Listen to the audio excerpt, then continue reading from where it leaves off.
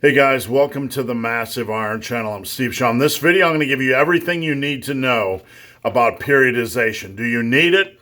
Can it be beneficial for you with regards to muscle and for strength? Before I get into that topic, if you have any questions or comments, drop them down below. The best topic ideas I turn into videos just like this. All right. Get a lot of questions about periodization. Is it worth it? Is it worth it for muscle? Is it worth it for strength? I use a form of periodization with my clients, and I'm going to get into that in a little bit. When it comes to bench press, I kind of ease a lot of folks into a form of periodization on bench press. I don't tell them what I'm doing, but I just kind of get them on that train. It's been working wonders for their bench press strength. So I'll touch on that a little bit later. But let me share some words from Menno Henselman on periodization. And this will help set the table and understand some things a little bit. A new meta-analysis. Now, for those of you that aren't science people, a meta-analysis is not looking at a single study because, look, we all know how crazy single studies can be. They can be very contradictory, right? One day they'll say one thing, the next day they'll say the opposite. A meta-analysis looks at all the research to find common themes if they exist. All right. A new meta-analysis of periodization studies investigated how useful periodization is on a volume-equated basis. What's a volume-equated basis?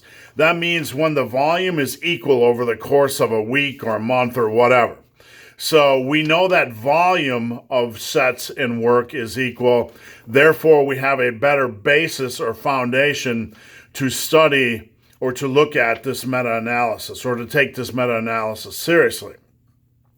On average, periodization improves strength. Now, this is a big take. Excuse me. I think I'm going through puberty. On average, periodization improves strength development, but not muscle growth. Repeat. On average, periodization improves strength development, but not muscle growth. Again, this is a meta-analysis looking at all the body of scientific work. And when we look at it, we find that periodization can be beneficial for strength, but not for muscle. Okay, that's a big point to understand. So if those of you guys that are looking at just building muscle and could care less about strength, right, then you don't have to overthink your training. That doesn't mean at some point it might not be beneficial to periodize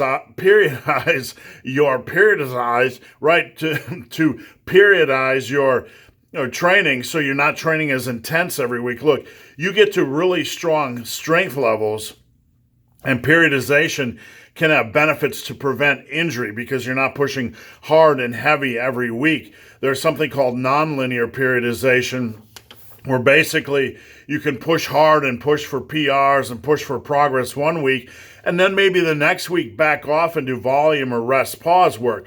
So there can be some benefit in the muscle building realm to utilize periodization to prevent injuries or overuse injuries or just general wear and tear. So let's establish that. But in getting back to the meta-analysis, if you are interested in pure strength, then periodization is something you should consider. So let me read a little bit more. Most studies are relatively short-term, so it's possible that increased strength gains may aid long-term muscle gains. So repeat that. A lot of these studies are short-term, so there's a chance, it's possible that increased strength gains may increase muscle gains. Now, from what we know of the equality between strength and muscle, we have some really good science that the strongest lifters are the biggest lifters, right? So building strength using periodization could, in fact, build muscle. So we can't rule it out as a possibility. So basically, Menno says, why wouldn't you want free strength gains? There's no downside if you're training for strength to periodize. And really, there's no really downside if you're training for muscle to periodize as well. Now, In trained participants, undulating periodization outperformed linear periodization. This is another important point. In my view, linear periodization is only potentially useful for athletes like powerlifters that need to max out their one rep max at a specific time. So, in the long run, for most of you guys, undulating periodization is probably the preferred path to go. Now, a few more thoughts here. My favorite periodization model in advanced trainees is dual undulating periodization, DUP, which consists of alternating between different rep ranges every time you train. Okay, here's where I want to interject what I typically do, because I get a lot of DUP questions. DUP is probably the best place for you guys to start with periodization, where you're going to get the most out of it, where it makes most sense, where you don't need to overcomplicate things or go into long cycles of different percentages and all that kind of happy horseshit. A simple and effective way to increase your strength gains for most of you, right? Most of you are non-advanced lifters. You're looking to bring your strength and muscle up. Is DUP. A daily undulating periodization. I almost said dual, sorry. So what do I do with my clients? Well, clients on bench, I use a protocol where I do a lower rep day and a higher rep day. Now, do you have to do this during the same week? No, not necessarily. You could do it every other week, right? You could do low rep week and a higher rep week.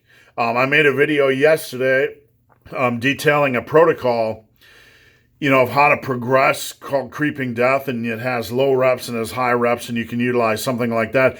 You can really utilize any type of progression approach, and you can do it over the course of a week or every other week. For some clients, I have DUP, daily undulating periodization, on bench every other week. So they have a heavy week and a lighter week, or a more volume week. For some, I do it during the same week. It depends on their type of programming, whether they're doing a split, like a body part split, or a pro split, or whether they're doing upper lower. So, the take-home points. If you want strength, you probably need to consider periodization. And if you want to dive into the periodization world, daily undulating periodization is probably your best choice, or the one you should consider trying first. And that involves basically, I'm going through puberty, basically jumping back and forth between heavier, more intense work and lighter, more volume work. A little bit more intense, lower rep ranges, and a little bit more volume, higher rep ranges. And for those of you that want strength, you probably don't have to take this too seriously, periodization. But as you gain strength, it could be a vehicle to help you prevent injury. And it could help you actually, by building more strength, build more muscle. So guys, hope this video has been of some help. If you have any questions or comments, drop them down below. If you made it this far in this video and have yet to subscribe to my channel, please do. I'd appreciate the support. So guys, as always, thanks for watching. Have a great day.